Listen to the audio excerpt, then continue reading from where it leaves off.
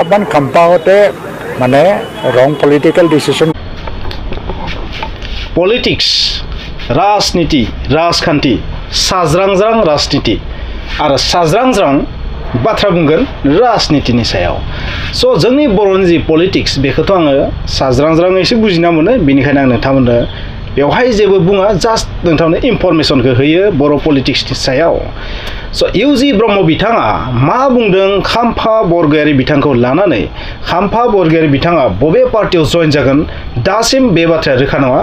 थांनाय जि इलेक्शन, बाइ इलेक्शन, बे इलेक्शनाव जाबायदि जेनदों बिपिएफआ, बेनि उनाव खाम्फा बरगयारी बिथांखौ जोङो मिडियायाव मोजाङै नुनोनो मोनाखै।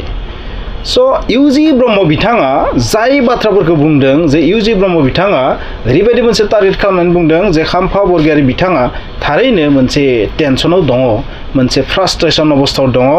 सो बे बबे पार्टियाव जइन जागोन एबा मा खालामगोन, मा मावगोन, बिजेपि ना UPPL ना बेवहायनो थाफिनगोन, बे बाथ्राया दाबो क्लियार जायाखै। बिथांखौ जेबो मिटिं दावथिङाव जों नुनो मोनाखै। बिथाङा मिडियायाव फैनायाबो खम जाथारबाय। जाबायदि चन्दन ब्रह्म बिथाङा मिडियानिफ्राय जोबोर गोजान जादोंमोन आरो जोबनायाव जाबायदि मिडियायाव फैदो, लास्टआव थांनानै मा जादों UPPL आव जइन जादों, बेखौनो जों नुदोंमोन। मा खाम्फा बरगयारी बिथांनि बेलायाव बेनो जानो थांगासिनो दङ। मा थारैनो बिथाङा बिजेपियाव जइन जागोन? इउजि ब्रह्म बिथाङा ओरैबायदि बुंदों, बिथांनि बिबेकनि सायाव हगारनानै होनदों बिथाङा जेन भुल डिसिसन लाया। माने बिथांनि बुंनाया जाबाय ओरैबायदि, जुदि बिजेपियाव जइन जायोबा बे डिसिसना रं जागोन। खारन बिथाङा सासे बर' जातीयताबादी लिडार, बर' हारिनि थैनाय थांनायखौ लानानै हाथियार लानानै दावहा नांबोनाय सासे सुबुं, बर'नि बिर। आरो बैबादि सुबुङा दिनै पलिटिकेल लाबालाबनि थाखाय जुदि बिजेपियाव जइन जायोबा बेयो जोबोर गिदिर गोरोन्थि जागोन। खारन सासे जातीयताबादी लिडारनि जि साननाय बेयो बेबायदि जाथावा। खारन बिजेपिया जाबाय नेशनेल पार्टि, बे गासैनिबो थाखाय बबेबा मोनसे हारिनि स्वार्थनि थाखाय बिजेपिया खामानि मावनो हाया लोगोफोर। हादरनि गासैनिबो मोजांनि थाखाय खामानि मावनांगोन बिसोरो। बेनिखायनो बिथाङा जुदि बर' हिसाबै हाथियार हमनानै बर' जातिनि थैनाय थांनायनि थाखाय दावहा नांबोदोंबा दिनै बिथाङा बेबायदि जइन जाजाय। बिथाङा बिजेपिनि नाम लायाखै, आं बुंना होबाय आरो, जिहेथु आं साज्रां पलिटिकेल बाथ्रा बुंखायो नालाय। बेनिखायनो नोंथांमोना थारैनो बुजिबाय बिथांनि इंगितआ मा, इउजि ब्रह्म बिथाङा मा इंगित होनो नागिरदों बेनो जानांगौ। निस्सय गोरोन्थिबो जानो हागौ, नोंथांमोना सुद्रायबानो जाबाय जुदि गोरोन्थि जादोंबा आंनि बुंनाया। स' बिथाङा भुल डिसिसन लानाङा होनदों बिथांखौ। आरो बिथाङाथ' बुंदों राजनितियाव बेफोरबादि जागासिनो थायो, हाबलाय ओंखारलाय जागासिनो थायो। बिथाङा जुदि फैयोबा माब्लाबो लाया होनना UPPLआ, हाग्रामा महिलारिया जुदि फैयोबा UPPLआव बिथांखौबो जों लाया होननो हाया। स' बिथांनि इंगितआ जाहैबाय फैबा लानायाव दं, बिथांनि लामाया अके। स' बिथाङा मा डिसिसन लायो बिनि सायाव बिथाङा निस्सय एसे गोनो गोथो कन्डिसनाव दं, बेखौ इंगित होनो नाजादों। थारैनो खाम्फा बरगयारी बिथाङा मा डिसिसन लागोन, बिथाङा मिडियानिफ्राय मानो एसेबां गोजानाव दिनै? थारैनो बिथाङा मानो फंसे बाथ्रा बुङाखै? राजखान्थियारि सुबुंफोरा जुदि बबेबा समाव मिडियानिफ्राय गोजान जायोबा बेनि अर्थआनो जाहैबाय मा, बियो सानदावलाय सानखालाय जाबाय थादों जे BPFखौ नागारना थांगोन ना बेयावनो थाफिनगोन ना गुबुन पार्टियाव जइन जागोन। बेबादि जेब्ला साननो हमो ना, अब्लासो बैबादि सुबुंफोरा मा जायो, मिडियानिफ्राय गोजान जायो। जेनेरेलि माब्लाबा जेननायनि थाखाय लाजिनानैबो बेबायदि थायो, नाथाय सासे मेन लिडारा जेनबाबोथ' बेबायदि हाबसिननानै थानो हायाना लोगोफोर। स' बेनि गुबै बाथ्राया बेनो, बिथाङा थारैनो BPFखौ नागारनो हागौ फिउचाराव जोबोर थाबैनो। 2025 मोननाय लोगो लोगो बिथाङा नागारनो हागौ, बा 2005नि प्राय मास मोनथाम मोनब्रै थांनायनि उनाव बिथाङा थारैनो BPFखौ नागारनोबो हागौ। हाग्रामा महिलारिया जाबायदि बिथांखौ सन्तुष्ट गोजोनै लाखिनांगौ बेखौ हायाखै, बेखौबो इंगित होदों इउजि ब्रह्म बिथाङा। डेट मिन्स हाग्रामा महिलारिनि थाखायनो बिथाङा पार्टिखौ नागारनानै थांगोन।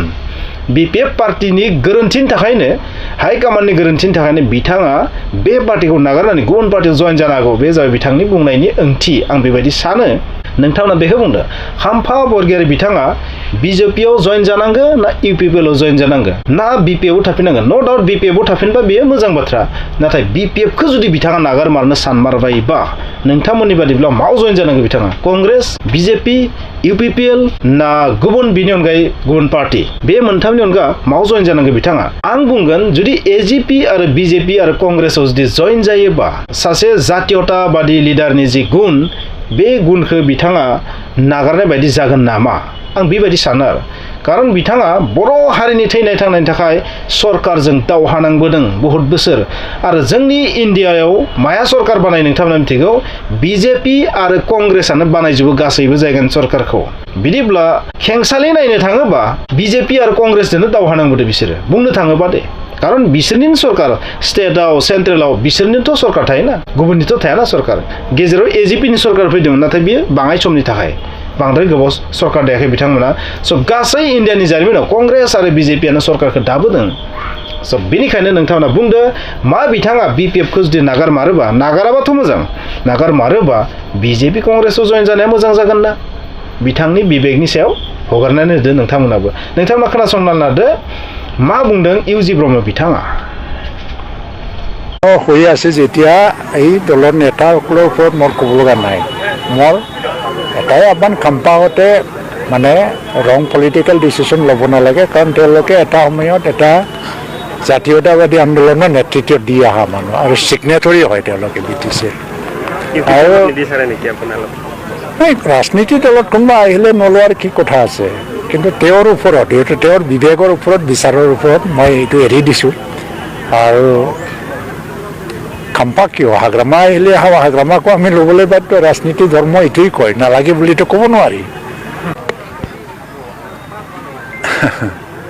আমাৰ পলিটিকেল পাৰ্টিও যেনেকুৱা আৰু মানে যুদ্ধ নহ'লেও আৰ্মিবিলাকে যেনেকৈ এটা এক্সাৰচাইজ কৰি থাকে বন্দুকত গুলি চালনাত ট্ৰেইনিং দি থাকে মাৰ্চ পাছত ট্ৰেইনিং দি থাকে দৌৰাত ট্ৰেইনিং দি থাকে পলিটিকেল পাৰ্টিও এই এক্সাৰচাইজটো কৰিয়ে থাকে হোল ইয়াৰ তো আমিও কৰি আছোঁ খামফা বৰগয়াৰীয়ে মানে UPPL দলত আহাৰ এটা কিবা যোজনা চলাইছে নেকি নহয় বেলেগ দলৰ নেতা হৈ আছে যেতিয়া এই দলৰ নেতাসকলৰ ওপৰত মোৰ ক'ব লগা নাই মোৰ এটাই আহ্বান খাম্পাহঁতে মানে ৰং পলিটিকেল ডিচিশ্যন ল'ব নালাগে কাৰণ তেওঁলোকে এটা সময়ত এটা জাতীয়তাবাদী আন্দোলনৰ নেতৃত্ব দি অহা মানুহ আৰু ছিগনেটৰী হয় তেওঁলোকে BTCৰ আৰু ৰাজনীতি দলত কোনোবা আহিলে নোলোৱাৰ কি কথা আছে কিন্তু তেওঁৰ ওপৰত তেওঁৰ বিবেকৰ ওপৰত বিচাৰৰ ওপৰত মই এইটো এৰি দিছোঁ আৰু খাম্পা কিয় হাগ্ৰামা আহিলে হাগ্ৰামাকো আমি ল'বলৈ বাধ্য ৰাজনীতি ধৰ্ম এইটোৱেই কয় নালাগে বুলিতো ক'ব নোৱাৰি কিন্তু মই নাভাবোঁ যে হাগ্ৰামা আহিব আৰু হাগ্ৰামাই মানে যিটো ইউনিফিকেশ্যনকে বিচৰা নাই এই মানুহটো আৰু ক'ত আহিব কিন্তু খাম্পাই যোৱা ইলেকশ্যনত পৰাজিত হোৱাৰ পিছত যথেষ্ট মানে সমস্যাত ভুগি আছে হয়তো BPF দলে তেওঁক যথেষ্ট ন্যায় হয়তো দিব পৰা নাই ইলেকশ্যন নিজিকাটো বেলেগ কথা ইলেকশ্যনৰ পিছতো যিখিনি এটা জাষ্টিচ দিব লাগে হয়তো বা দিব পৰা নাই তাৰ কাৰণে অলপমান হতাশা আছে বুলি মই জানো কিন্তু মই তেখেতৰ বিবেকৰ ওপৰতে এৰি দিম তেওঁ আহিবনে নাই